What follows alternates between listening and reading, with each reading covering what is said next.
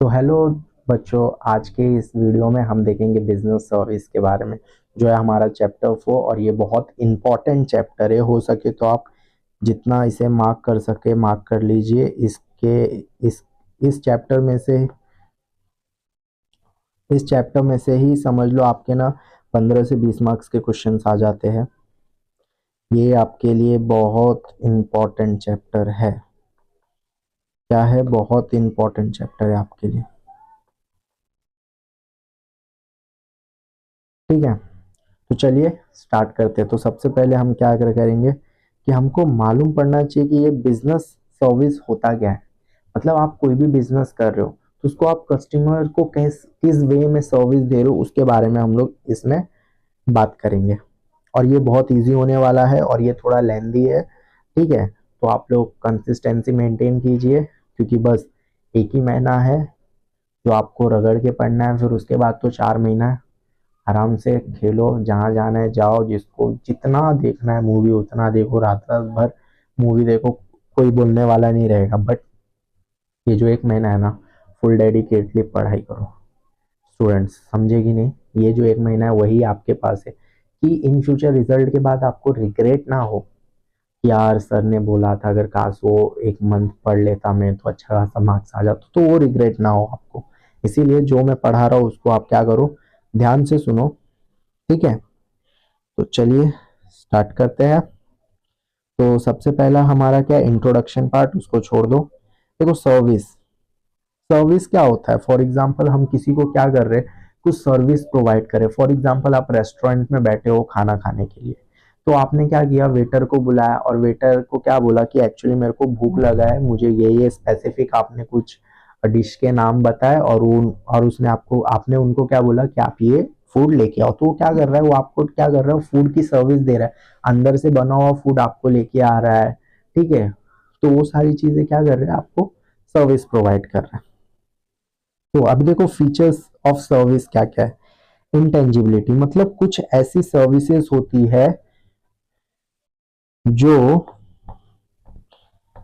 दिखाई नहीं देती। अब बोलोगे सर ऐसी कौन सी सर्विसेज होती है जो हमको दिखाई नहीं देती है, जिसको आप टच नहीं कर सकते।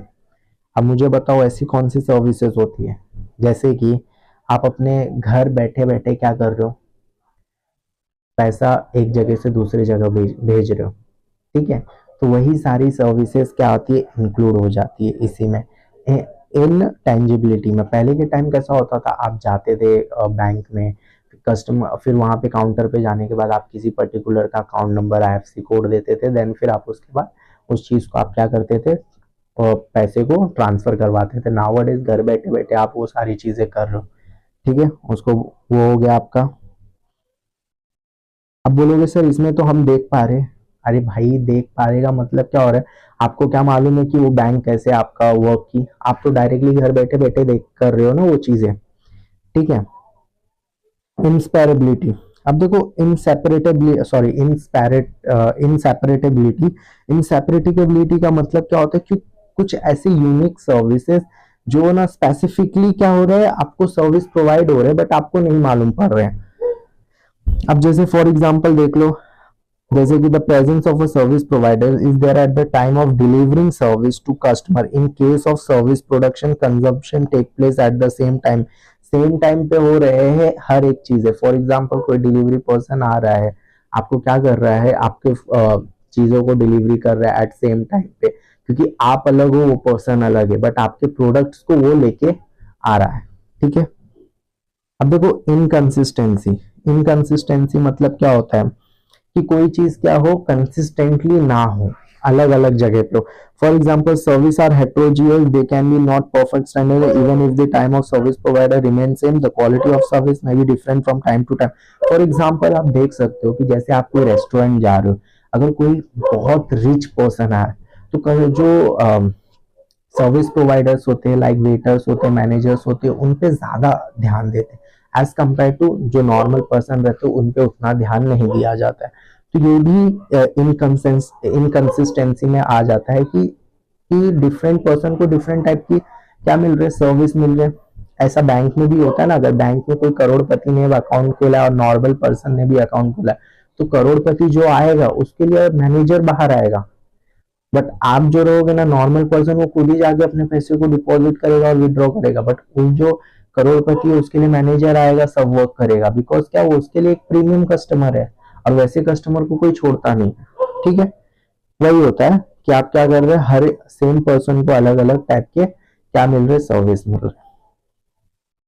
अब देखो पेरिशेबिलिटी, पेरिशेबिलिटी का मतलब ही क्या होता है, आपने पेरिशेबल गुड्स सुना रहेगा, वैसे ही होता है कि एक चीज जरूरी नहीं कि फ्यूचर के लिए भी वो चीज स्टोर रहे। ठीक है, अगर समझो फॉर एग्जांपल पेरिशेबल नेचर के गुड्स होते हैं, लाइक जैसे एग्स हो गए आपके, फिश हो गए, कि इन सबको एक दो दिन से ज्यादा हम नहीं स्टोर कर सकते। ठीक है, वैसे ही सेम क्या होता है इसमें कि आपने जो मॉर्निंग में जो फ्लाइट या जो सीट आपने बुक करके आप कहीं गए थे, तो आने टाइम पे रिटर्न में सेम आपको वो सीट मिलेगी, ये जरूरी नहीं है। ठीक है, उसी को बोला जाता है पेरिशेबिलिटी। अब देखो नॉन ट्रांसफरेबिलिटी का मतलब क्या होता है, जिस चीज को आप क्या करो, ट्रांसफर नहीं कर सकते। आप ट्रांसफर नहीं कर सकते इस चीज में क्या, जैसे आप कोई होटल बुक की हो, ठीक है, आप होटल को यूज कर रहे हो, आपको ओनरशिप ट्रांसफर नहीं हुआ है। ठीक है, आप बस क्या कर रहे हो, सिर्फ आप उसको यूज कर दो, बट वो जो ओनर है वो होटेलियर का ही है। ठीक है, आप क्या कर रहे हो, आपको हम लोग सिर्फ क्या कर रहे हैं, थोड़े टाइम के लिए हम लोग आपको क्या कर रहे हैं, उस चीज को सर्विस प्रोवाइड करें। बेसिकली मेन फंडामेंटल थिंग यही है कि ये इस चारों पांचों पॉइंट में एक ही चीज बोल रहे हैं कि हम आपको सर्विस प्रोवाइड कर रहे हैं। ठीक है, वो एक्चुअल में हम लोग आपको ना पोजीशन प्रोवाइड नहीं कर रहे, सिर्फ सर्विस प्रोवाइड कर रहे हैं। ठीक है, वही चीज इधर भी बताया। फॉर एग्जाम्पल आप लोग देख लो, a customer can book hotel room but ownership room remains with the hotelier. जो ओनरशिप है वो होटेलियर का ही है, बस वो आपको क्या कर रहा है, सर्विस प्रोवाइड कर रहा है कि भाई उस एरिया में अगर आपका रूम नहीं है तो हम क्या कर रहे हैं, ऐसा एक होटल बनाए जहाँ पे आप एक एक दिन दो दिन स्टे कर सकते हो। ठीक है, वही होता है। अब देखो कंज्यूमर का पार्टिसिपेशन बहुत इंपॉर्टेंट है। अगर कंज्यूमर ही पार्टिसिपेट नहीं करेगा कोई भी चीज में, तो हम उसको सर्विस ही क्यों देंगे भाई। अगर कोई समझो कोई पर्सन अगर आपके होटल में खाने ही नहीं आएगा खाना, तो हम लोग उसको खींच के तो लेके आके सर्विस नहीं देंगे ना भाई। उसका मन करेगा वो आएगा तभी हम उसको क्या करेंगे, सर्विस प्रोवाइड करेंगे, अदरवाइज नहीं करेंगे। ठीक है, अब देखो बिजनेस सर्विस क्या होता है। Business service is operated in isolated manner. It requires some activity which facilitate business grow rapidly. Business service are those service with help to business grow, help business and function seamlessly. अभी देखो business service जो भी आपका business है, अगर आप service अच्छे से प्रोवाइड कर रहे हो तो क्या रहेगा, आपका बिजनेस रैपिडली ग्रो होगा। रैपिडली मीन मतलब फास्टली ग्रो होगा। अब देखो टाइप्स ऑफ बिजनेस सर्विस क्या है, लाइक बैंकिंग का हो गया, आपका इंश्योरेंस का हो गया, वेयर हाउसिंग हो गया, ट्रांसपोर्ट हो गया, कम्युनिकेशन हो गया। ठीक है, इसके बारे में हम लोग डिटेल में बात करेंगे। फॉर एग्जांपल यहाँ पे आ जाओ टाइप्स ऑफ बैंक में, मतलब हम लोग अभी कौन सा वाला बात कर रहे हैं, बैंकिंग का। बैंकिंग का हम लोग सर्विस बैंक कर रहे हैं। क्या है, सेंट्रल बैंक, यू नो ना सेंट्रल बैंक क्या होता है, which is the apex. Apex मतलब सबसे ऊपर जो होता है, इधर मैं लिख देता हूँ, सबसे ऊपर। ठीक है, जिसको हम लोग क्या बोलते हैं, reserve bank of India. The central bank RBI was established in 1935, ये याद रखो। The reserve bank of India act was 1934। The function of RBI are follows, like frames monetary policies, issues currency notes, जो भी monetary related policies रहेंगे उसको RBI लेके आता है, एंड देन फिर आपका जो नोट होता है वो इशू करता है, यानी वो नोट बनाता है वो, and act as an banker to the government. और वो क्या रहता है, एक एक्ट करता है कि हाँ भाई वो एक मेन बैंक है गवर्नमेंट का। And then act as an banker bank to commercial and banks in India. और वो जो कमर्शियल बैंक्स होते हैं, मतलब जो छोटे मोटे बैंक्स होते हैं, उनका वो क्या रहता है, एक अपर हेड बैंक रहता है। इन फ्यूचर्स अगर कमर्शियल बैंक्स जो होते हैं ना, अगर उनको कभी भी ऐसा करेंसी का प्रॉब्लम होता है, वो क्या करते हैं, आरबीआई को बोलते हैं, और आरबीआई उनको क्या करती है, नोट प्रोवाइड करती है। देखो कमर्शियल बैंक्स क्या होते हैं। Commercial banks plays an important role in economic and social development of a country. Commercial banks perform important functions such as uh, accepting deposit, lending money, secondary function, agency function, utility function. अब देखो जो primary functions होता है ना commercial banks का, वो क्या होता है कि वो क्या करे, पब्लिक से डिपॉजिट ले और उनको क्या करे, इंटरेस्ट प्रोवाइड करे एट द XYZ% रेट में, जो भी होता है वो क्या कर रहे हैं, पब्लिक को क्या कर रहे हैं, सर्विस प्रोवाइड करे कि ताकि आपका जो पैसा है आप एक काम करो वो हमारे बैंक में रखो, और अगर आप फिक्स डिपॉजिट खोलना चाहते हो उसके रेट पे आपको इतना फिक्स फिक्स्ड रेट पे आपको क्या मिलेगा, इंटरेस्ट मिलेगा, वो भी आप कर सकते हो। तो ये क्या, ये सारी जो कमर्शियल बैंक्स होते हैं, कमर्शियल बैंक्स मीन्स व्हाट, जो छोटी मोटी बैंक होती है। फॉर एग्जांपल मैं यहाँ पे आपको बता देता हूँ, जैसे ये हो गया RBI, ये तो आपको मालूम है ये अपेक्स बैंक है। तो इसके नीचे है ना बहुत सारे छोटे मोटे बैंक्स रहते हैं, जैसे bank of India, bank of Baroda, Kotak Mahindra bank, ठीक है, ये बैंक ऑफ इंडिया। फिर उसके बाद हो गया हमारा इंडियन बैंक, यूनियन बैंक, ये सारे बैंक्स होते हैं जो उसके अंडर वर्क करते हैं, ठीक है, वही होता है। और ये सारे बैंक में आप जाके अपने अकाउंट्स खुलवा सकते हो, वहां से क्या कर सकते हो आप, जो भी सर्विस होता है घर बैठे बैठे ले सकते हो। अब देखो कमर्शियल बैंक का तो हो गया sort out. Now cooperative bank, अभी देखो ये कोऑपरेटिव बैंक क्या होता है, ये मेन है, ये सुनो अच्छे से। तो कोऑपरेटिव बैंक होता है, अगर आपके पास अच्छा खासा पैसा है तो आप खुद का एक बैंक खोल लो, खुद का एक बैंक खोलो और उसको रजिस्टर कर दो RBI के थ्रू, जो भी होता है उसका जो भी फीस वीस रहेगा सब देने के बाद। और आप में भी पर्सन्स क्या रहते आएंगे और आप में भी अकाउंट्स खोलेंगे, एंड फिर अकाउंट्स खोलेंगे तो आपका भी बैंक क्या रहेगा, धीरे धीरे ग्रो होता जाएगा।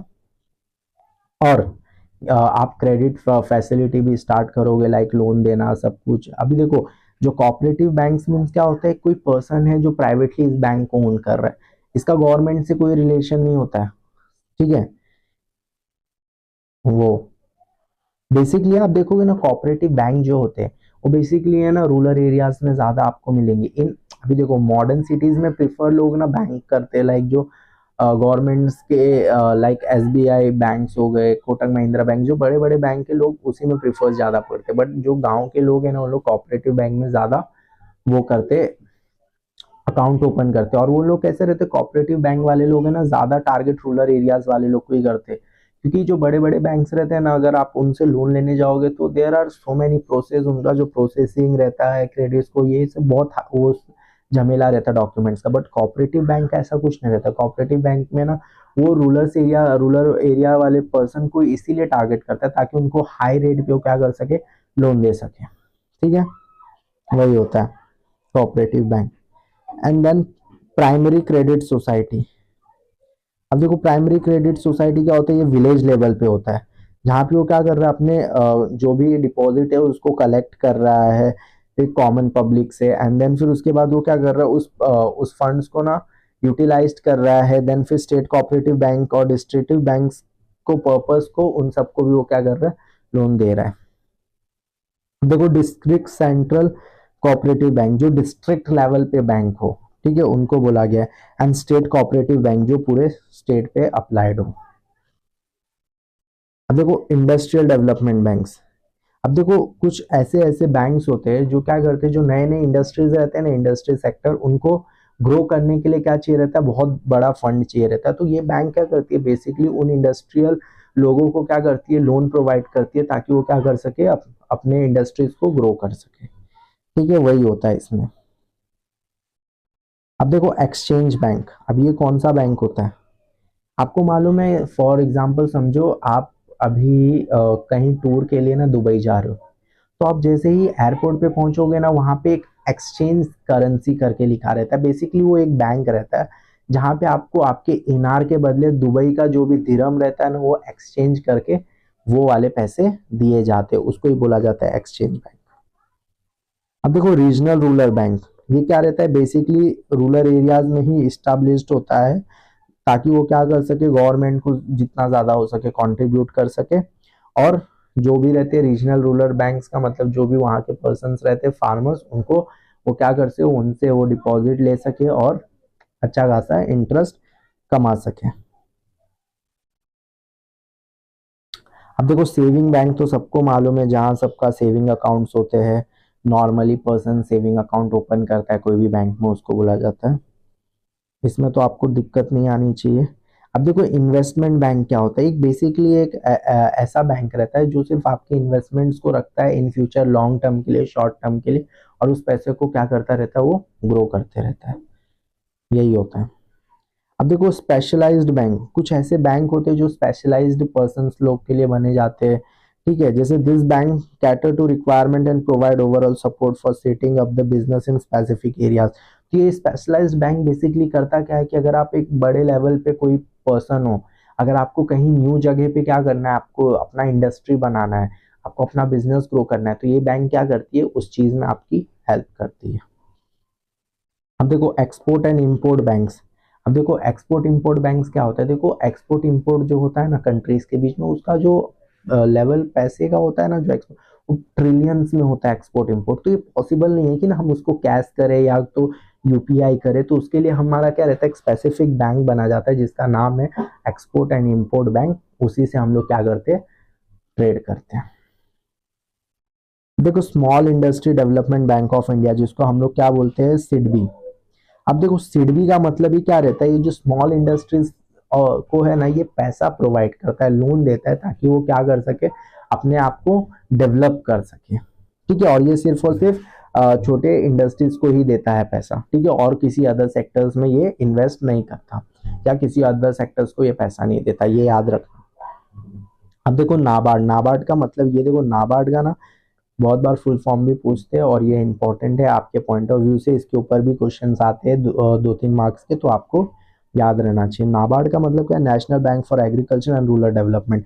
तो ये बैंक बेसिकली एग्रीकल्चर पर्सन लोग के लिए ही बना है, फार्मर्स के लिए ही बना है, जो खेती बाड़ी करना चाहते हैं बट उनके पास वो इक्विपमेंट्स नहीं है, वो पैसे नहीं है ताकि वो इक्विपमेंट्स को खरीद सके, तो वो क्या करते हैं, पैसा प्रोवाइड करते हैं, लोन प्रोवाइड करते हैं ताकि वो क्या कर सके, उस चीज को वो खरीद सके और अपना जो बेसिक नीड्स है उसको फुलफिल कर सके। ये हो गया हमारा। अब नाउ देखो न्यू मॉडल्स ऑफ बैंकिंग। अभी देखो न्यू मॉडल्स ऑफ बैंकिंग क्या है, लाइक स्मॉल फाइनेंस बैंक। अब देखो कुछ कुछ ऐसे छोटे मोटे बैंक्स होते हैं, वो क्या करते हैं, फाइनेंस प्रोवाइड करते हैं आपको, जैसे आप प्ले स्टोर पे जाओगे तो बहुत सारे ऐसे, होम क्रेडिट हो गए, बजाज फाइनेंस हो गए, ये क्या करते हैं, आपको लोन्स प्रोवाइड करते हैं, स्मॉल फाइनेंस प्रोवाइड करते हैं ताकि आप अपने पर्सनल नीड्स या छोटे मोटे जो भी आपके बिजनेस के रिलेटेड जो भी आपको मनी चाहिए रहता है, वो क्या कर सके, आपको मिल सके, ठीक है। अब देखो इनका ऑब्जेक्टिव्स क्या होता है, provision for saving an unserved section under the population and the supply of credit of small business unit. छोटे मोटे बिजनेस वाले लोग को लोन प्रोवाइड कर सके, मैंने आपको यही बताया ना, जिनको रिक्वायरमेंट है, समझो ऐसा नहीं है कि देखो अभी सिडबी अभी इंडस्ट्री डेवलप करने के लिए ना आपको बहुत ज्यादा पैसा चाहिए, तो उसके लिए ना बैंक भी देखता है कि भाई इसका क्रेडिट प्रोफाइल कैसा है, इसने पहले कितने लोगों के साथ कॉन्ट्रैक्ट कर सका है, कि कोई कॉन्ट्रैक्ट इसका छूटा तो नहीं है, या तो बीच में बंद करके भाग गया है, ये सारी चीजें बात करता है, सारी चीजों को देखता है ये। तो ये जो रहते हैं ना स्मॉल फाइनेंस बैंक, ये क्या करते हैं, छोटे मोटे जो बिजनेस वाले लोग रहते हैं ना, जिनका समझ लो महीने के वो बिजनेस से 1,00,000 1,50,000 कमा रहे हैं, 70-80 हज़ार कमा रहे छोटे, तो उनको अगर इन फ्यूचर लोन चाहिए 3-4 लाख का, 5 लाख का, तो ये प्रोवाइड कर सके, ठीक है, वही होता है।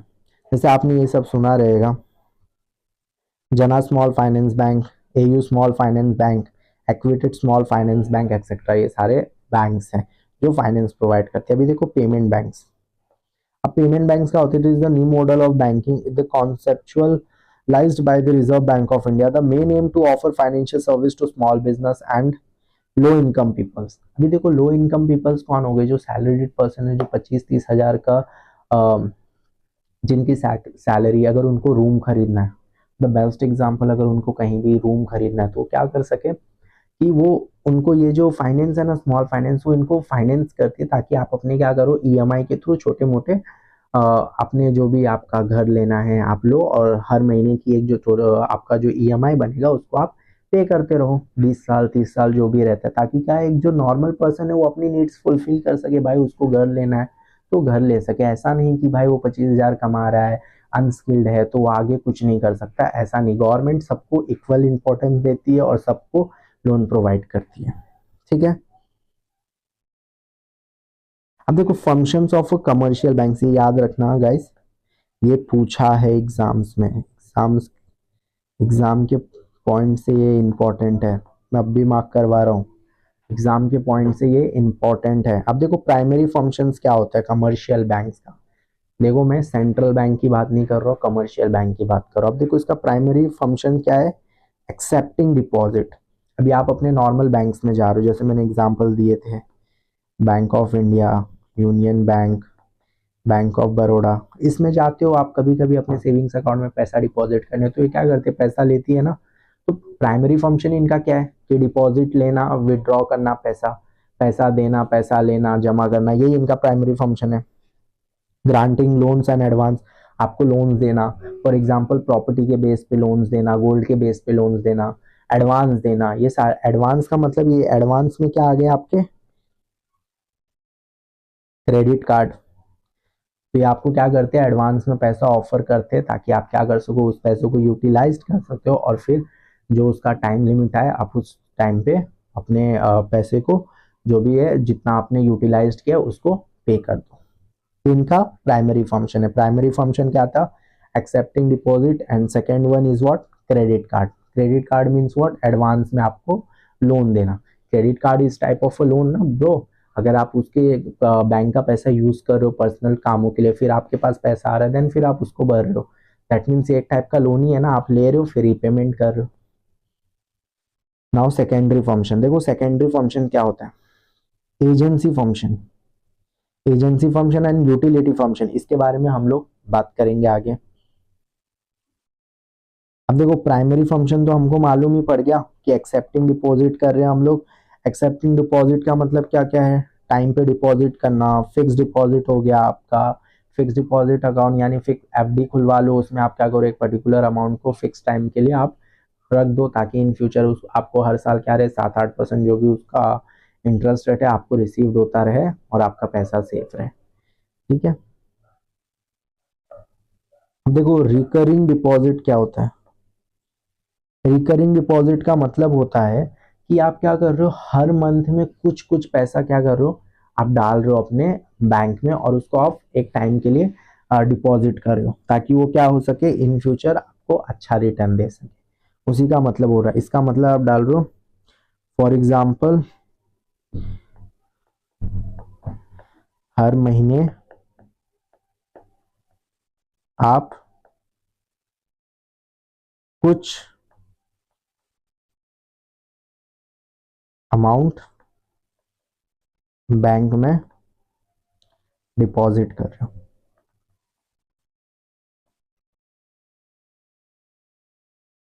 ठीक है, आई होप आप लोग समझ पा रहे हो। डिमांड डिपॉजिट, देखो डिमांड डिपॉजिट क्या होता है। अब डिमांड डिपॉजिट मतलब होता है, अभी देखो पब्लिक के ऊपर है, पब्लिक को कितना पैसा डालना है बैंक में, कितना पैसा निकालना है। बैंक उससे क्वेश्चन नहीं पूछेगी भाई क्यों निकाल रहे हो, क्या पर्पस है, नहीं। ये क्या है, ये पर्सन का नीड है कि भाई आज मेरे पास समझो 50,000 रुपए, मैं गया बैंक में डिपॉजिट कर दिया, कल को मेरे को 50,000 रिटर्न चाहिए रहेगा तो मैं निकाल सकता हूँ। फिर डिमांड, इसी को बोला जाता है डिमांड डिपॉजिट। ठीक है। अब देखो सेविंग अकाउंट के ऊपर बड़ा चर्चा तो नहीं करेंगे, आपको तो मालूम ही होगा सेविंग अकाउंट्स, और स्पेशली जो बॉयज होते हैं, अपने डैड का काम सेविंग अकाउंट में पैसा डालना, पैसा निकालना। मोस्टली मैंने बॉयज को देखा है, हाँ गर्ल्स भी करती है। ठीक है, बट बॉयज को ज्यादा ही मालूम रहता है सेविंग अकाउंट में, लाइक पापा दिए पैसा जाओ जमा करके आओ। नाउ डेज में इतना बड़ा हो गया हूँ, लाइक मैं 21 ईयर्स ओल्ड, तो डैड तो मेरे को देते ही है, जा तू जा, डैड को आता है, but still they were giving me money कि जा तू जमा करके आ, तू बैंक के काम कर। Now day my father didn't do anything, बस वो यूपीआई पेमेंट्स करते, दैट्स इट। बाकी अगर कैश में डील हुआ तो मेरे को ही जाके डिपॉजिट करना पड़ता है। तो मैं क्या करता हूँ, पापा के अकाउंट नंबर लेता हूँ, देन फिर वो जो हमारे पास जो डिपॉजिट रिसिप्ट होते हैं उस पर अमाउंट डालो, देन डिपॉजिट करो। नाउअडेज तो मशीन आ गए, मशीन के थ्रू आप क्या कर रहे हो, अपने सेविंग अकाउंट का नंबर डाल रहे हो जो भी है, और उसमें आप अपना पैसा डिपॉजिट कर दे रहे हो। ठीक है, वही। अब देखो करेंट अकाउंट क्या होता है। करेंट अकाउंट बेसिकली है ना, बिजनेस पर्सन जो होते हैं ना, वही ओपन कर सकते हैं। अगर आपका कोई बिजनेस है तभी आप करंट अकाउंट ओपन कर सकते हो, अदरवाइज नहीं कर सकते हो। अभी देखो करंट अकाउंट का बेनिफिट क्या है मालूम है? अगर अगर आपके अकाउंट में पैसा नहीं है और आप क्या कर रहे हो, कॉन्ट्रैक्ट कर रहे हो या आपको किसी को क्लाइंट को पैसा पे करना है, तो बैंक है ना आपके बिहाफ पे बैंक पेमेंट कर देगी। बदले में अगर आपके अकाउंट में समझो 100 रुपया है, अगर आपको सामने वाले को 1000 रुपीज पे करना है, तो बैंक है ना पूरा 1000 रुपीज पे करेगी। 100 रुपया आपके थे वो, और 900 रुपया ना बैंक अपने से अपने थ्रू पेमेंट करेगी। और जो आपका जो अकाउंट है ना वो -900 दिखेगा, ताकि इन फ्यूचर आप जैसे ही उसको पे करो तो पैसा कट जाएगा, और आपका जो बिजनेस है वो पैसे के रिलेटेड कहीं बिजनेस रुकना नहीं चाहिए। ठीक है, ये सर्विस कौन प्रोवाइड करता है? करंट अकाउंट वाले लोग को ये सर्विस प्रोवाइड होती है। बैंक उन्हीं बिजनेस पर्सन लोग को ये सर्विस प्रोवाइड करके देती है। ठीक है, now granting loans and advance. अभी देखो हर एक सैलरीड पर्सन को, सेल्फ एम्प्लॉयड पर्सन को क्या करती है बैंक? लोन्स प्रोवाइड करती है उनके क्रेडिट स्कोर के हिसाब से। अगर मे बी उनके पास क्रेडिट स्कोर नहीं है तो सैलरी स्लिप के थ्रू भी वो क्या करती है, उनको लोन प्रोवाइड कर देती है। अब देखो लोन्स, कमर्शियल बैंक कमाती किसमें? लोन ही में तो कमाती है भाई। आपको लोन दे रही है, at the rate of interest वो क्या कर रही है, पहले ही चार्ज कर दे रही है, प्रोसेसिंग फी काट ले रही है, तो उसी से तो उसकी कमाई हो रही है। अब देखो लोन्स में भी टाइप्स है। शॉर्ट टर्म लोन हो सकता है। अब देखो शॉर्ट टर्म लोन किसको बोला गया है? जो 1 साल के अंदर हो, जो 1 साल के अंदर हो उसको हम लोग क्या बोलते हैं? Short term loan. Medium term loan किसको बोलते हैं? जो 1 से 5 साल के अंदर हो उसको हम लोग क्या बोलते हैं? Medium term loan. ये याद रखो, शॉर्ट टर्म लोन 1 साल से नीचे, मीडियम टर्म लोन किसको बोलते हैं? 1 और 5 साल से नीचे जो होता है उसको हम लोग मीडियम टर्म लोन बोलते हैं। लॉन्ग टर्म लोन 5 साल से ऊपर जो भी होता है उसको हम लोग लॉन्ग टर्म लोन बोल देते हैं। शॉर्ट टर्म किसको बोलते हैं? जो 1 साल से नीचे रहता है। मीडियम टर्म किसको बोलते हैं? 1 और 5 साल के बीच में जो लोन का पीरियड होता है उसको बोलते हैं। एंड लॉन्ग टर्म लोन किसको बोलते हैं? हम लोग 5 साल के ऊपर वाले लोग को लॉन्ग टर्म लोन बोलते हैं। तो ये क्लियर है आपको? अब देखो एडवांस का मतलब क्या हो गया। Advance are small term funds provide businessman to satisfy different financial requirement. Business है, एडवांस आर ऑलवेज फॉलोस। अब देखो मैंने आपको करंट अकाउंट के बारे में बताया, उसके बैंक में पैसे नहीं है बट बैंक भी हाफ में क्या कर रहा है? पे कर रहा है। यानी बैंक ने एडवांस दे दिया उसको, बैंक ने एडवांस में पे कर दिया उस पर्सन को, तो उसको क्या कर सके, उस एडवांस के मनी को जितनी जल्दी हो सके वो पे कर सके। देखो कैश क्रेडिट क्या होता है?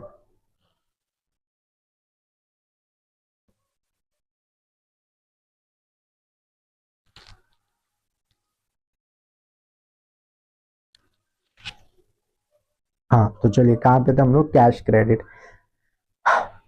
Cash credit advance are provided to current account holder and saving account holders in a provides working capital for longer period time. Interest rate is higher on CC. Separate CC account has to be maintained by the borrowers. अभी देखो हम लोग क्या करते हैं, cash credit मतलब देखो कुछ कुछ ऐसे बैंक्स रहते हैं जो आपको ना अगर आपको कैश का नीड है तो क्रेडिट पे आपको क्या देंगे? कैश देंगे, बट उसका जो इंटरेस्ट रेट होता है वो बहुत हाई होता है। ठीक है, वही बोला।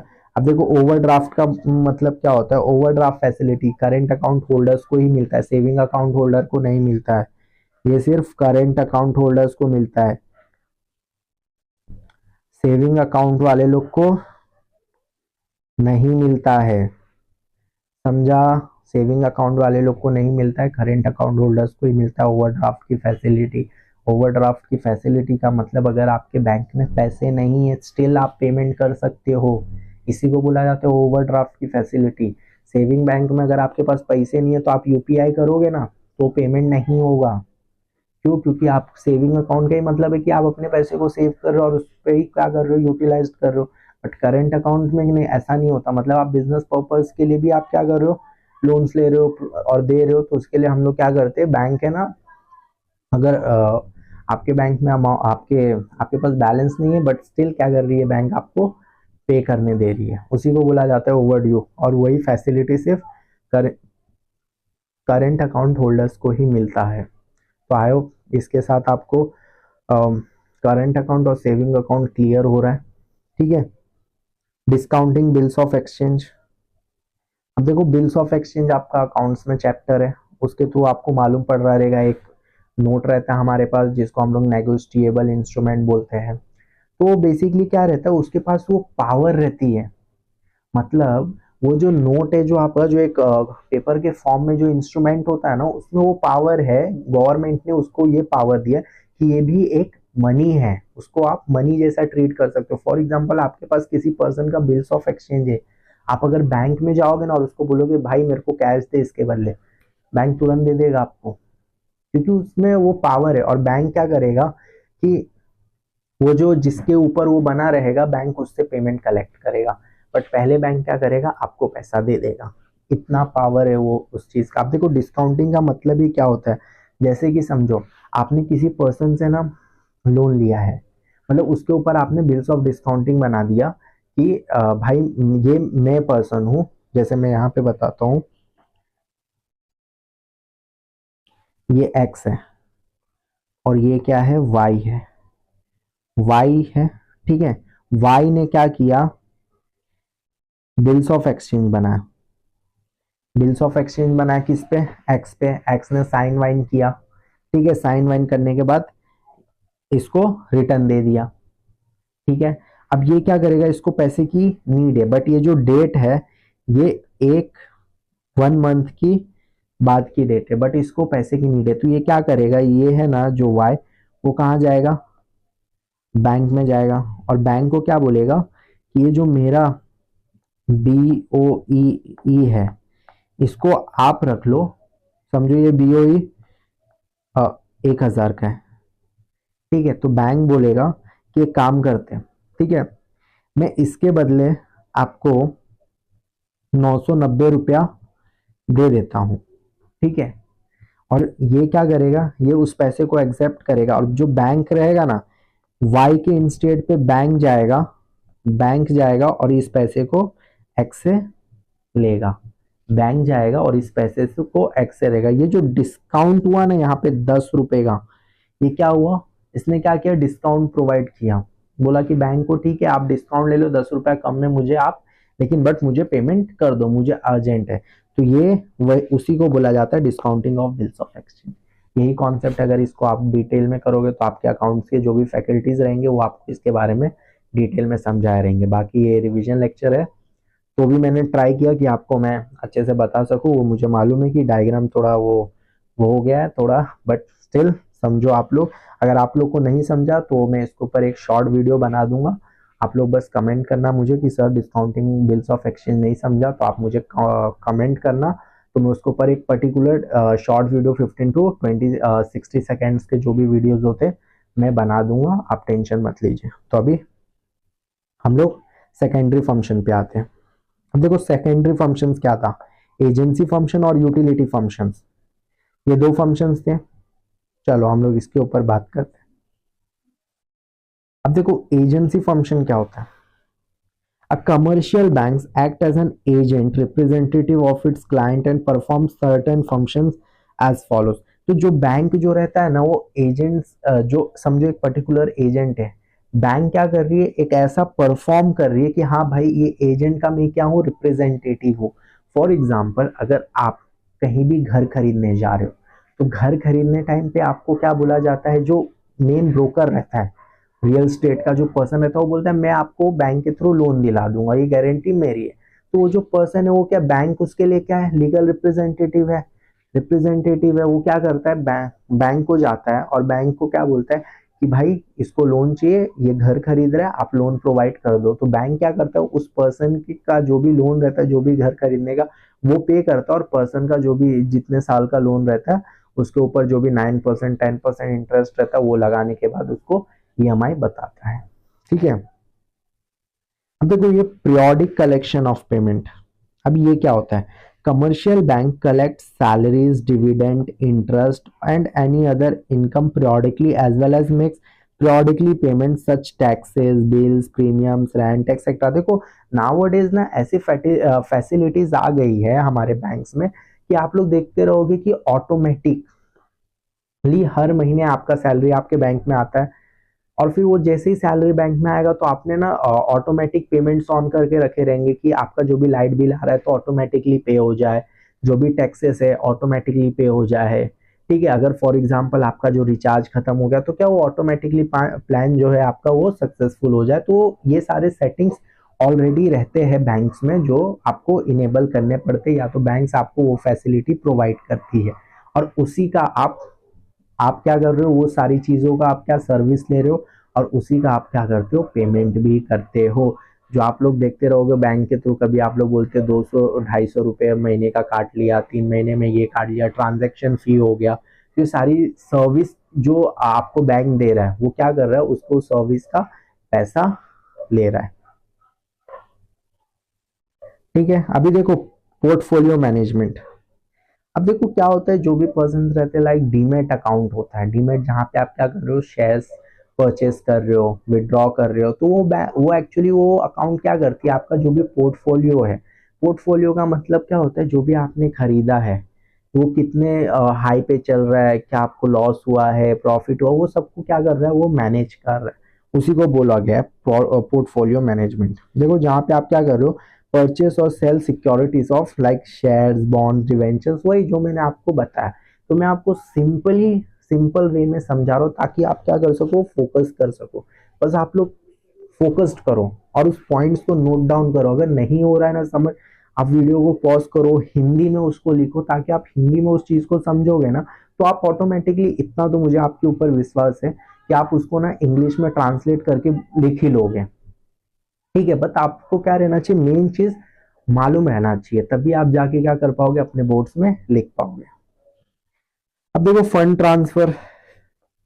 फंड का मतलब ही क्या होता है, पैसा क्या कर सकते हो आप घर बैठे बैठे, बड़ा अमाउंट लाइक यूपीआई के थ्रू, डायरेक्ट बैंक के थ्रू क्या कर सकते हो, आप ट्रांसफर कर सकते हो। तो ये भी एक फैसिलिटी जो है वो बैंक आपको क्या कर रही है, प्रोवाइड कर रही है। डिमटेरियलाइजेशन।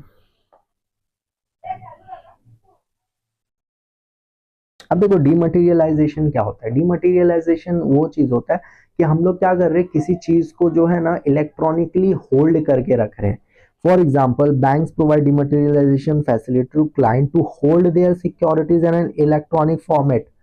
आप क्या करो, आपकी जो सिक्योरिटीज है, आप इलेक्ट्रॉनिकली फॉर्मेट को, उस चीज को होल्ड करके रख सकते हो। अगर इन फ्यूचर आपको सेल करना है तो आप सेल करो, नहीं तो उसको एज इट इज वैसे ही रहने दो।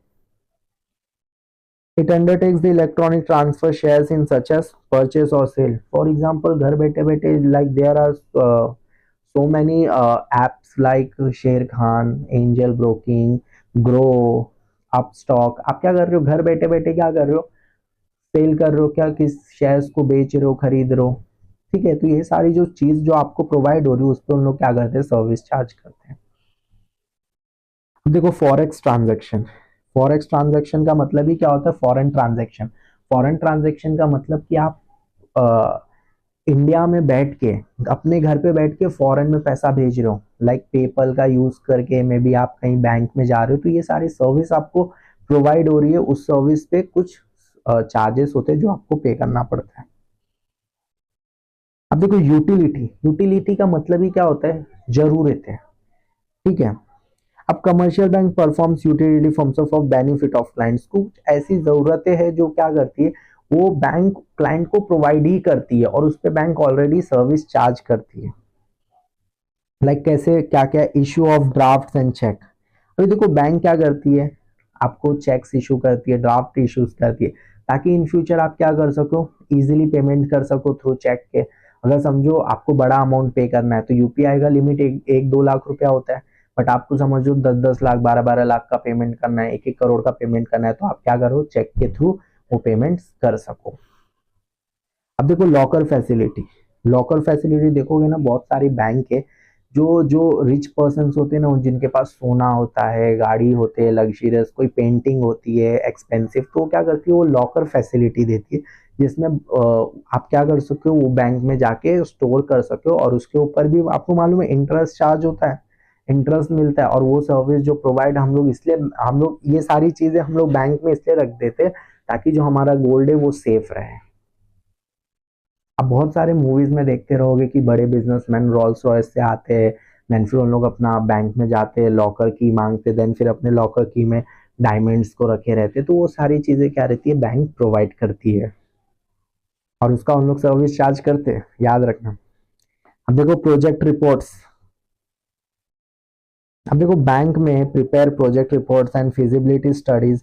फिजिबिलिटी मतलब क्या होता है, possibility studies behalf on clients project reports enable business firm obtain funds from market and obtain clearance from government authorities। ये सारी चीजें भी है ना बैंक आपको प्रोवाइड करती है कि भाई क्लाइंट को कोई प्रॉब्लम ना हो, जो भी चीजें हम ही देख लेते हैं, और उसका वो सर्विस 1-2% उन लोग सर्विस फीस लेते हैं।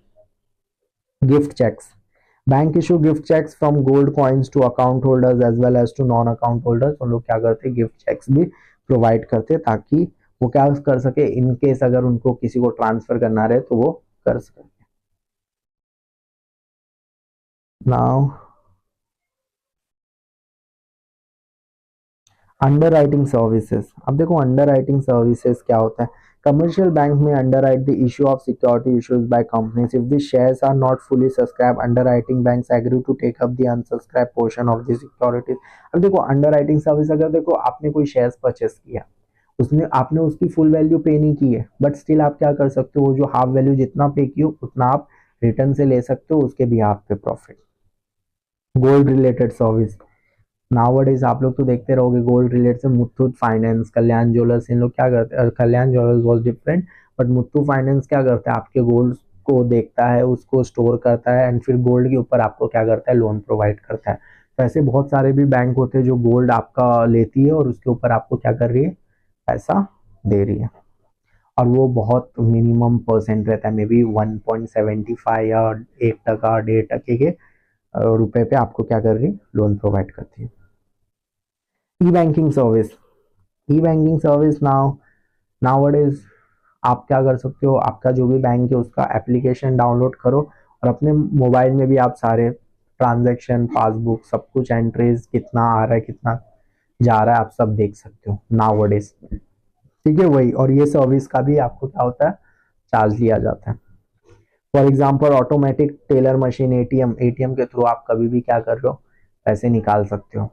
ठीक है, आपको बैंक क्या करता है, एटीएम कार्ड प्रोवाइड किया रहता है, उसके थ्रू आप क्या कर रहे हो, पैसे निकाल रहे हो और डाल रहे हो। कोई कोई एटीएम ऐसा रहता है जो कैश भी एक्सेप्ट करता है।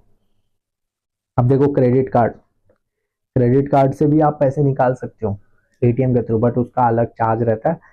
ठीक है, नाउ क्रेडिट कार्ड आपको प्रोवाइड किया जाता है ई बैंकिंग के थ्रू, कि आप कहीं भी अपने क्रेडिट कार्ड को स्वाइप करके आप पेमेंट कर सकते हो।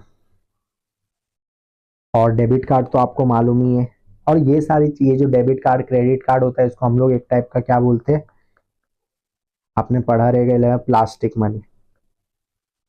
ठीक है, आरटीजीएस, आरटीजीएस का मतलब क्या होता है, आप लोग ने देखा रहेगा रियल टाइम ग्रॉस सेटलमेंट। ठीक है, इसके थ्रू क्या होते हैं, फंड ट्रांसफर्स होते हैं, एक कंपनीज इसी के थ्रू क्या करती है, फंड ट्रांसफर करती है, अदरवाइज एनईएफटी का यूज करती है। ठीक है, NEFT was national electronic fund transfer, इसके थ्रू क्या होते हैं, जो पेमेंट्स होते हैं वो ट्रांसफर होते हैं, मोस्टली तो पर्सन यही प्रीफर करते हैं। ठीक है, मोस्टली कंपनीज यही प्रीफर करती है। And the fifth point was net banking and mobile banking. घर बैठे बैठे क्या कर रहे हो आप, मोबाइल बैंकिंग का यूज कर पा रहे हो, उसके एप्लीकेशंस देख रहे हो एंड उसके एप्लीकेशंस के थ्रू भी आप पेमेंट कर रहे हो या तो शेयर्स परचेज कर रहे हो, ये ऑप्शंस अवेलेबल रहते हैं। IMPS facility, like IMPS stand for immediate payment service. देखो बैंक में ना ये एक ऑप्शन होता है कि समझो कि अगर आपको ना क्विक ट्रांसफर्स करना है बड़ा अमाउंट, तो आपने ये पेमेंट, जैसे ये मोड होता है बेसिकली, उस टाइम पे ना आपको जितना पेमेंट रहता है वो थ्रू तुरंत ट्रांसफर हो जाता है। ठीक है, the facility allows customer to instantly funds to be any other bank, दूसरे के बैंक में आप इंस्टेंटली ट्रांसफर कर सकते हो। नाउ इंश्योरेंस, अब इंश्योरेंस तो सबको मालूम है इंश्योरेंस क्या ही होता है, कि अगर समझो फॉर एग्जांपल आपको ऐसा लग रहा है कि मेरे को मेरे फ्यूचर्स के लिए कुछ सोचना चाहिए, कहीं पे इन्वेस्ट करना चाहिए ताकि कल को मैं ना रहूं तो मेरी फैमिली को कोई क्या कर सके, सपोर्ट कर सके, कुछ फाइनेंशियल रिलेटेड प्रॉब्लम्स आए तो मैं आज ही उस चीज को मैनेज कर सकूं, तो ऐसे बैंक्स होते हैं जो ये सारी चीजें प्रोवाइड्स करती है। फॉर एग्जाम्पल LIC हो गया आपका, the new India assurance company limited हो गए। ठीक है, ये आप देख लो। अब देखो प्रिंसिपल ऑफ इंश्योरेंस, अब देखो ये बहुत इंपॉर्टेंट है, ये आता है ये 7-8 मार्क्स के लिए पूछता ही है इस चैप्टर में। इसको आप वेरी वेरी इंपॉर्टेंट, या तो पर्टिकुलर कोई भी चीज पूछ लेगा कि principle of utmost good faith बताओ मुझे, ये क्या होता है। ये देखो इसमें क्या होता है, गुड्स के रिलेटेड जो भी आपकी इंश्योरेंस होती है उसके गुड्स के ऊपर रहता है ये इंश्योरेंस। फॉर एग्जांपल आप एक प्लेस से दूसरे प्लेस पे अपने गुड्स को लेके जा रहे हो, अगर उस गुड्स का डैमेज हो गया तो उसकी भरपाई कौन करेगा। तो जो इंश्योरेंस कंपनी रहता है वो क्या करता है, ऐसे ऐसे इंश्योरेंस पॉलिसी लेके आते हैं जो आपके गुड्स को क्या करे, सिक्योर करे कि थीफ से हो गया, फायर से हो गया, या जो भी आपके गुड्स पे या वेस्ट जो खराब हो रहा है उसके ऊपर क्या करती है इंश्योरेंस, पे करती है अगर आपको, और उसको भी आपको प्रीमियम लेना पड़ता है, उनका प्रीमियम पे करना पड़ता है, तभी आपको क्या मिलेगा उस गुड्स का जो भी अगर हुआ रहेगा, अगर फायर में लॉस हुआ रहेगा तो वो लॉस का डैमेज आपको रिसीव्ड होगा। देखो प्रिंसिपल ऑफ इंश्योरेबल इंटरेस्ट, भाई आपका इंश्योरेंस में इंटरेस्ट होना चाहिए फर्स्ट ऑफ ऑल। ऐसा नहीं कि भाई किसी ने बोल दिया हाँ आपने ले लिया, नहीं ऐसा नहीं होता, आपको खुद सोचना पड़ेगा कि मेरे लिए ये जरूरत है, लेना है कि नहीं लेना है, वो सब आपको देखना पड़ेगा। प्रिंसिपल ऑफ एंडमिनिटी, अब देखो एंडमिनिटी मीन्स इज अ गारंटी। एंडमिनिटी का मतलब क्या होता है, guarantee. As assurance to put insecure in same financial position which was immediately prior to happening the uncertain event। देखो कोई ऐसा पर्सन होता है जिसका फर्स्ट टाइम है ना बहुत बड़ा, उसको एक बोलते हैं ना कि काम मिला है, ठीक है, उसको एक ऐसा कॉन्ट्रैक्ट मिला है कि भाई उसने अपना सारा कंपनी का पैसा लगा दिया है। अब उसको डर है अगर ये मैं फॉरेन भेजूंगा as a marine insurance, for example ship से भेजूंगा, वेसल से भेजूंगा, कार्गो से भेजूंगा, तो अगर वो बीच में डूब गया तो मेरी कंपनी भी डूब जाएगी, तो मैं क्या करूंगा उसके पे इंश्योरेंस लेके रखूंगा, अगर वो डूबी तो क्या करे इंश्योरेंस जो है वो गुड्स का मुझे पे कर दे। ठीक है, ये सारी चीजें होती है। अब देखो इसमें क्या दिया है, for example if a property is insecured of rupees 2 lakhs and if the loss by fires of 1 lakh then the company insured claim compensation 1 lakh only। आपने समझो प्रॉपर्टी इंश्योरेंस लिया है, ठीक है, और उसमें भी आपने फायर का लिया है। ऐसे भी होता है प्रॉपर्टी आप लेकिन थीफ का ले रहे हो तो उसमें फायर का कवर नहीं होगा, उसमें थीफ का ही कवर होगा, तो फायर के लिए आप अलग से ले रहे हो। समझो कि आपका घर है, अगर घर जल गया, ठीक है, घर जल गया तो घर जितना जला, फॉर एग्जाम्पल 1 लाख का आपको नुकसान हुआ, तो कंपनी क्या करेगा, आपको 1 लाख पे करेगा, ठीक है, मतलब कंपनसेट करेगा। जैसे आपने देखा था ओ माय गॉड, आपने अक्षय कुमार का देखा रहेगा, ठीक है, बाबू राव जो थे उनका क्या होता है, एक बेसिकली उन्होंने ऑलरेडी इंश्योरेंस कवर किया रहता है, बट इंश्योरेंस कंपनी कितनी चालाक होती है, वो क्या बोलती है, ये ना तो आजू बाजू के दुकान तो कोई भी नहीं हुआ है डैमेज, सिर्फ आपका ही दुकान डैमेज हुआ है, मतलब ना तो ये अर्थक्वेक के वजह से हुआ है, ना ही ये फायर के वजह से हुआ है, किसी चीज के वजह से नहीं हुआ है, तो उसने क्या बोल दिया, ये भगवान की वजह से हुआ था, एक्ट ऑफ गॉड। ये इंश्योरेंस वाले लोग ने ये ट्रिक यूज करते हैं। फॉर एग्जाम्पल आप इंश्योरेंस लेने जाते हो, लाइक लाइफ इंश्योरेंस लेने जाते हो, अगर आपको कुछ प्रॉब्लम है, अगर आपको इंश्योरेंस कंपनी को नहीं बताते हो और फिर बाद में क्या होता है कि इंश्योरेंस कंपनी को वो चीज मालूम पड़ता है कि भाई इस पर्सन को कुछ प्रॉब्लम था, तो आपको कंपनसेट नहीं करेगी, आपको फुल डिस्क्लोजर करना पड़ेगा कि आपको क्या प्रॉब्लम है क्या नहीं है, सब बताना पड़ेगा। अगर आपकी समझो आपने इंश्योरेंस ले लिया, आपको कोई लाइफ इंश्योरेंस ले लिया, बट आपने उधर बोला कि भाई मेरे को कुछ प्रॉब्लम नहीं है, अगर आपको इन फ्यूचर आपको क्या थी, डायबिटीज थी, अगर उसके थ्रू आपको कुछ होता है तो इंश्योरेंस कंपनी आपको एक भी पैसा पे नहीं करेगी, क्योंकि आपने वो चीज डिस्क्लोज नहीं किया था, ठीक है, जो हम आगे पढ़ेंगे। अब देखो प्रिंसिपल ऑफ सैब्रोगेशन, अब सैब्रोगेशन क्या होता है, this principle is applicable to contract of indemnity as per the principle after the insure is compensated for the loss due to damage of the property insecure then the right of ownership of such property pass on the insurer। This principle is applicable only when the damaged property has the valuable after the event causing the damage। देखो subrogation का मतलब वही चीज होता है, आपकी जितने property damage हुई है उतने का ही क्या करेगा इंश्योरेंस, जो इंश्योरेंस वाले लोग रहते हैं वो कंपनसेट करेंगे, फिर उसके बाद जो वो सेम चीज उस चीज पे डैमेज हुआ उसका वो लोग नहीं कवर करेंगे, ठीक है, तो उसको उसके ऊपर भी आपको अलग से लेना पड़ेगा। अब देखो सैब्रोगेशन का इधर देखो एकदम फुल एग्जांपल दिया है जिसमें उन्होंने पूरा चीज क्लियर किया। जैसे mister A owns a two wheeler, four wheeler उन्होंने ओन किया, the vehicle was stolen and subsequently mister A filed a complaint in local police station upon receiving report from police. The insurance company compensated fully Mr. A for the loss of the vehicle. Later on, the stolen vehicle was recovered by police. In this situation, the owner of the vehicle does not have the claim for over the value as has already subrogated. Transfer of ownership rights to the vehicle to the insurer. The insurer gets every right to sell or scrap the said vehicle. अभी देखो आपने क्या लिया, अभी देखो आप कभी भी जाओगे ना बाइक परचेज करने तो उस पर एक इंश्योरेंस रहता है कि आप बाइक का इंश्योरेंस ले लो, तो उसका भी वो ऐड हो जाता है अमाउंट जो भी रहता है उसका अमाउंट। अगर इन फ्यूचर अगर आपकी बाइक चोरी हो गई, ठीक, आपने क्या किया, पुलिस को कंप्लेंट किया कि सर मेरा ऐसा ऐसा हो गया, मेरा बाइक चोरी हो गया, तो जो इंश्योरेंस कंपनी जो रहती है वो क्या करती है, आपको पूरा अमाउंट पे कर दी। इन फ्यूचर अगर पुलिस वाले को आपकी वो बाइक मिली तो जो बाइक का राइट्स रहेगा वो आपके पास नहीं रहेगा। क्यों? क्योंकि इंश्योरेंस जो कंपनी रहता है उसने तो आपको बाइक का फुल पेमेंट कर दिया है, तो बाइक किसकी हुई, अब वो लीगली वो बाइक इंश्योरेंस कंपनी की हो जाते हैं। अब उनके ऊपर है कि वो उसको बेचे या स्क्रैप वैल्यू में डाल दे, जो करना है करे, ठीक है। उसी का मतलब होता है सैब्रोगेशन। Principle of contribution. अब देखो कंट्रीब्यूशन क्या होता है, कंट्रीब्यूशन का ही मतलब समझ लो कुछ कंट्रीब्यूट करना।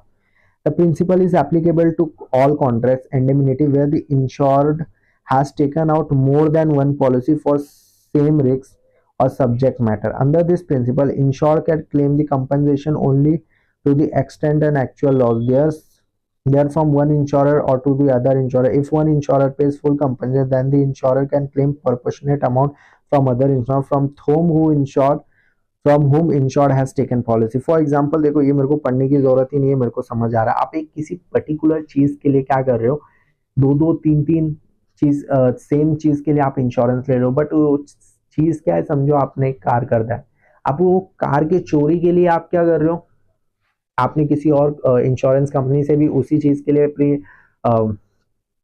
सब्सक्रिप्शन ले चुका है या प्रीमियम ले चुका है, इंश्योरेंस ले चुका है, और किसी और कंपनी से भी उसी चीज के लिए इंश्योरेंस ले लिया। तो इन फ्यूचर अगर आपकी गाड़ी चोरी होगी तो उसका जो पैसा जो आपको मिलेगा ना, तो ये दोनों आप सोचोगे भाई कि ये मेरे को जो कंपनी ये भी फुल अमाउंट देगी, ये कंपनी ये भी मेरे को फुल अमाउंट देगी, नहीं, ऐसा नहीं होता, ठीक है। ये रियल लाइफ है, कॉमेडी नहीं चल रहा है। तो ये क्या करेगी, ये जो कार की जो वैल्यू है ना, या तो ये कंपनी आधी देगी या तो ये कंपनी आधी देगी, या तो इन फ्यूचर ऐसा हो सकता है ये कंपनी ने पूरा अमाउंट दे दिया तो ये कंपनी क्या करेगी, ये कंपनी क्या करेगी, थोड़ा अमाउंट आधा अमाउंट इस कंपनी को दे देगी, या तो अगर इस कंपनी ने पूरा दे दिया तो ये जो कंपनी रहेगी वो थोड़ा अमाउंट इसका 50% उस कंपनी को दे देगी। समझे? ये होता है, ऐसा नहीं कि आपने भाई एक ही चीज चोरी हुई तो उसके ऊपर मैंने 3-4 ले लिया और चारों जन से मैंने पूरा पूरा पैसा ले लिया, ऐसा नहीं होता। Principle of mitigation of losses. Insured must always have tried to minimize the loss of a property in case certain event। देखो मिटिगेशन ऑफ लॉस का मतलब क्या होता है, समझो आपने प्रॉपर्टी के ऊपर आपने इंश्योरेंस ले लिया है कि भाई अगर कल को मेरी प्रॉपर्टी अगर कुछ लॉस हुआ तो क्या मेरे को वो कंपनसेट होना चाहिए। तो समझो आपका प्रॉपर्टी है कि किसी चीज की वजह से आपके घर में या आपके प्रॉपर्टी में आग लग रही है, बट आप सिर्फ खड़े खड़े देख रहे हो, मतलब आप खड़े खड़े देख रहे हो, अरे जलना है जलने दो, इंश्योरेंस कंपनी तो मेरे को पैसा देगी पूरा। उस केस में क्या होता है मालूम है, इंश्योरेंस कंपनी भी दिमाग लगाती है, बोलती है कि भाई अगर आपके सामने आपका प्रॉपर्टी जल रहा था तो आपने क्या क्या एक्शंस लिए, आपने फायर ब्रिगेड को कॉल किया कि नहीं किया, कि आपने कुछ ट्राई किया कि नहीं, आपने मतलब उस जो भी फायर है उसको बुझाने का ट्राई किया कि नहीं किया, वो सारा चीज अगर आपने वो कुछ नहीं किया तो कंपनी आपको रिफंड नहीं देगी या कंपनसेट नहीं करेगी आपको, ठीक है। अगर आपने ट्राई किया तब कंपनसेट करेगी, अदरवाइज नहीं करेगी। ये भी रूल्स होते हैं जो आपको बताए नहीं जाते, बट ये जब इवेंट्स होते हैं ना तब आपको ये सारी चीजें मालूम पड़ती है। तो इंश्योरेंस लेने से पहले उसके हर एक टर्म्स एंड कंडीशंस को अच्छे से पढ़ें। ऐसे ही नहीं कि भाई किसी ने बोल दिया, किसी ने सजेस्ट कर दिया ले लो, ऐसा नहीं होता। वो स्मार्ट है, आपको डबल स्मार्ट बनना है इंश्योरेंस लें, क्योंकि पैसा आप पे कर रहे हो, लॉस भी आपका होगा, ठीक है। Principle of कॉजा Proxima. अब देखो ये क्या होता है, principle of कॉजा Proxima means when a loss is caused by more than one causes then proximately cause of loss should be taken into consideration to decide liability of the insurer. The properties insure against some causes and not against all causes. In such case, the proximately cause of loss is to be found if the proximity cause is one which the insurance, for example, a house was insecure against the risks of theft. देखो मैं वही बोल रहा, अभी ये आपने insurance किस चीज के लिए लिया कि आपका घर चोरी ना हो। अब घर तो चोरी होना तो भाई मतलब घर के सामान के ऊपर ले लिया आपने, घर कौन चोरी करेगा। There was a theft in the house and before leaving the house was set up on a fire by thieves. Now there are two causes of loss, theft and fire, and the nearest cause of loss was fire, as house was insured against theft and not by fire. The insurer will not get any compensation from insurance company for loss by fire, but he will get the compensation for the property by lost by fire. देखो मतलब lost by theft, अगर समझो आपने property के जो भी goods उसके ऊपर आपने क्या किया है, इंश्योरेंस लिया है। अभी क्या हुआ, एक चोर आया, चोरी किया, ठीक है, उसने थोड़ा बहुत चोरी किया आपका सामान, बाकी का जो सामान है वो उसकी गलती के वजह से जल रहा है, फायर हो रहा है, तो आप सोचोगे कि भाई कंपनी मेरे को इसका भी देगी कंपनसेशन, नहीं। आपने क्या किया, एक स्पेसिफिक चीज के लिए लिया, वो स्पेसिफिक चीज क्या है कि जो चोरी होगा सामान उसी का मेरे को कंपनसेशन मिलना चाहिए। फायर का आपने इंश्योरेंस लिया ही नहीं है, तो आपको क्या करेगी कंपनी, सिर्फ जो चोरी हुआ उसी का पैसा देगी, जो आपका फायर का हुआ वो नहीं हो, वो उसका पैसा नहीं देगी। इसीलिए कंपनी क्या बोलती है, आप उसका भी इंश्योरेंस लेके रखो, ठीक है। ये दिमाग लगाती है इंश्योरेंस कंपनी, बहुत सारे दिमाग लगाती है इंश्योरेंस कंपनी, क्योंकि एट द एंड उसको पैसा देना है, ठीक है। अब देखो टाइप्स ऑफ इंश्योरेंस कौन कौन से होते हैं। लाइफ इंश्योरेंस, जो मैंने आपको एग्जांपल दिया था LIC का, वो हो गया। जैसे होल लाइफ पॉलिसी होता है, पूरे लाइफ के लिए, अगर आपका कभी भी इन फ्यूचर ऐसा हुआ कि आपकी डेथ हो गई तो वो क्या कर सके, जो आपके जो लीगल रिप्रेजेंटेटिव्स है, जो आपके नॉमिनीज है, उनको वो क्या करेगी, इंश्योरेंस कंपनी वाले पे करेगी। Endowment insurance policy, endowment is taken for specific period. देखो एंडोमेंट का मतलब ही क्या होता है, आप एक स्पेसिफिक पीरियड के लिए क्या कर रहे हो, पॉलिसी ले रहे हो। फॉर एग्जाम्पल आपने LIC लिया 5 ईयर्स के लिए, आप उसका क्या कर रहे हो, हर महीने प्रीमियम भर रहे हो, प्रीमियम भर रहे हो। जैसे ही 5 साल कंप्लीट होता है, आपको आपका पैसा प्लस इंटरेस्ट के साथ आपको वो रिटर्न हो जाता है, ठीक है। टर्म्स इंश्योरेंस पॉलिसी, अब देखो क्या क्या है। Terms insurance policy taken for specific period, the term insurance policy has the lowest premium among the all insurance policy, premium is fix, does not change during the term of policy in case ultimately that dependence receive, अगर death के ऊपर हुआ, अगर मतलब for example आपने क्या term insurance policy लिया, अगर आपका नेचुरल डेथ हुआ तो आपको कंपनसेट करेगी। अगर आपको कुछ प्रॉब्लम था बट आपने वो डिस्क्लोज नहीं किया था इंश्योरेंस कंपनी के, और उसी प्रॉब्लम की वजह से आपकी डेथ हुई, तो आपको पैसा नहीं मिलेगा, ठीक है। आपको जब भी आप इंश्योरेंस लो, आप अपना फुल डिस्क्लोजर करो, मुझे क्या प्रॉब्लम से क्या नहीं है। अब देखो एन्युटी पॉलिसी क्या होता है, the insured has to pay the premium in lump sum of installments over a certain period of time. The insured will receive back specific sum periodically from specified date onwards, either or life or fixed number of years, like pension payment schemes। उसके through भी आप क्या होते हैं कि आप अभी से क्या करो, कुछ कुछ पैसा इन्वेस्ट करते जाओ, इन फ्यूचर अगर आपको पैसे की जरूरत पड़े, जैसे आप रिटायरमेंट हो गए, तो आप क्या करें, वो जो इंश्योरेंस कंपनी आपको हर महीने कुछ पे करती रहे। मनी बैक पॉलिसी, अब देखो ये क्या होता है। Money back policy provides a regular percentage of sum assured during the lifetime of policy, also guarantee to the benefit of sum assured even to the death of the insured। देखो कोई कोई policy क्या बोलती है, आप 12 साल तक insurance लो, 15 साल तक लो, 20 साल तक लो, 25 साल तक लो। अगर इन इसके बीच में अगर आपकी डेथ हो जा रही है ड्यू टू सर्टेन केसेस, तो हम क्या करेंगे, आपका वो भी पैसा रिटर्न कर देंगे जो आपने इन्वेस्ट किया है, जो प्रीमियम दिया, प्लस हम आपको कंपनसेट करेंगे और भी पैसे के थ्रू, ठीक है। ये चीज बोला। और चाइल्ड इंश्योरेंस, नाउअडे आप लोग देखते रहोगे ना, बहुत सारे ऐड आते हैं कि अपने बच्चों के लिए उन लोग क्या करते हैं, एक FD क्रिएट करके रख देते हैं 20-25 साल के लिए, जैसे ही वो 25 साल का होगा हम उसको पैसा दे देंगे, या उसके फ्यूचर के लिए हम लोग अभी से क्या करते हैं, अपने चाइल्ड के लिए पैसा स्टोर करके रखते हैं, या तो उसके हायर स्टडीज के लिए, जो अगर उसको फॉरेन जाना रहे तो हम अभी से क्या कर रहे हैं, इन्वेस्टमेंट्स चालू करके रख रहे हैं।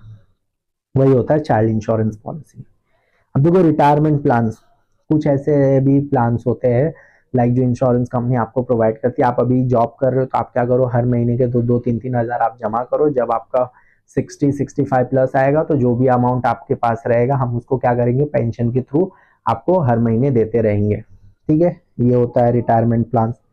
और ULEP policy, ULEP stand for unlinked insurance policy. Policies are very popular as they can combine the benefits of life insurance policy with the mutual funds.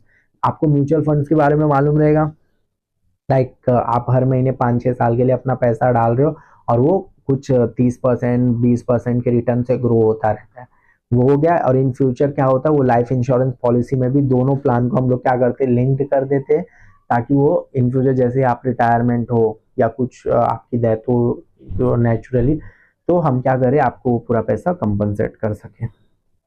ये सारे पॉलिसीज थे। अब देखो मराइन इंश्योरेंस क्या होता है, रिलेटेड टू ये ships का होता है। व्यागे पॉलिसी, अब देखो voyage policy is this subject matter is short for specific voyage in respective of time involve in the case of risk being only when the ship start on voyage. अब देखो कभी कभी क्या होता है, आप एक पोर्ट से दूसरे पोर्ट पर आप क्या कर रहे हो, अपने गुड्स को लेके जा रहे हो, तो शिप जो रहता है ना, व्यागे मतलब शिप्स होते हैं।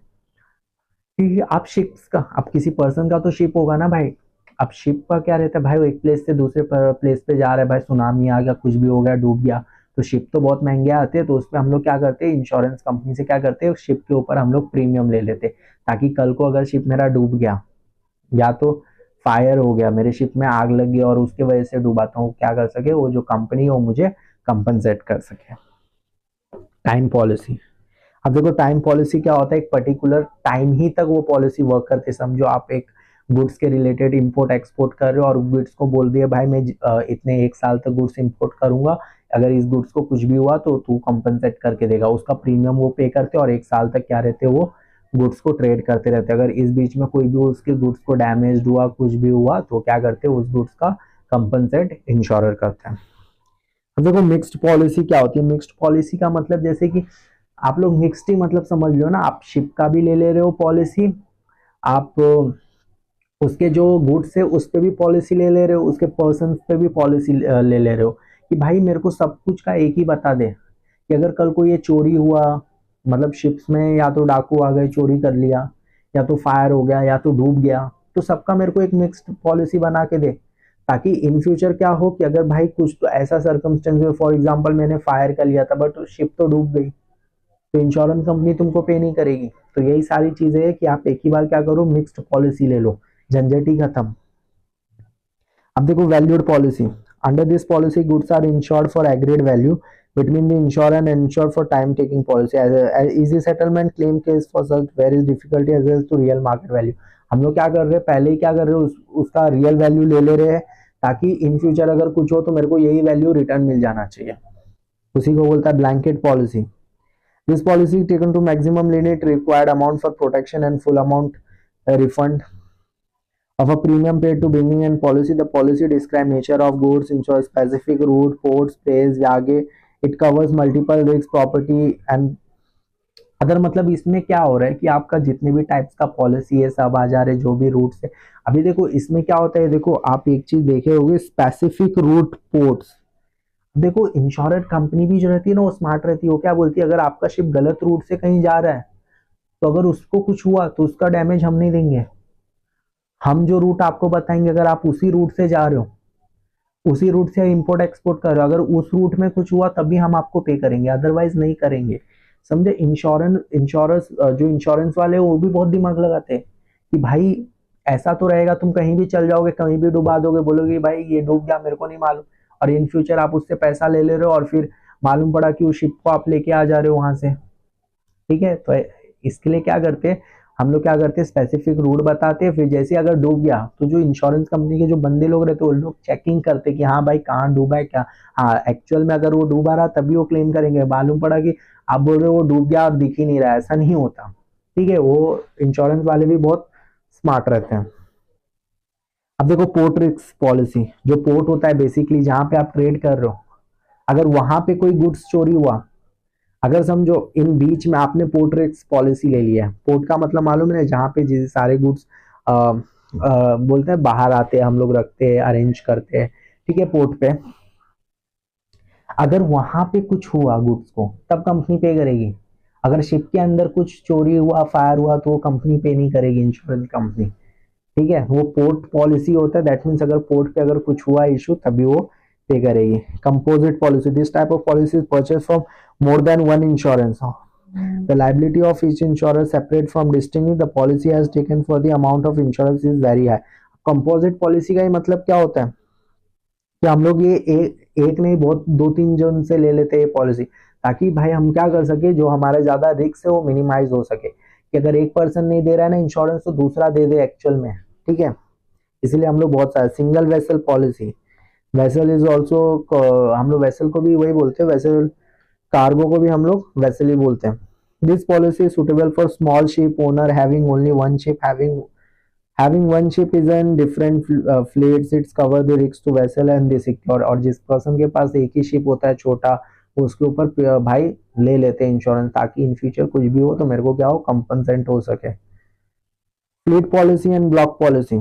In fleet policy, several ships belonging one owner are insured under the same policy। In block policy, the cargo owner is protected against damage, lost cargo in all modes of transport through which his or cargo is carried। अब देखो, block policy में क्या होता है कि वो जो cargo का ओनर रहता है वो कवर्ड रहता है, और फ्लीट पॉलिसी में जो उसके कार्गोज होते हैं, मल्टीपल जो उसके पास शिप्स होते हैं, वो सारी चीज कवर होते हैं एक ही साथ। तो ये हो गया। Now the third one is fire insurance. ठीक है, हाँ कितना है, और आई थिंक हमारा air transport, water transport, warehousing, government. Okay, तो इसको हम लोग यहीं पे क्लोज करते हैं, बाकी इसको हम लोग बाद में देखते हैं फायर इंश्योरेंस को।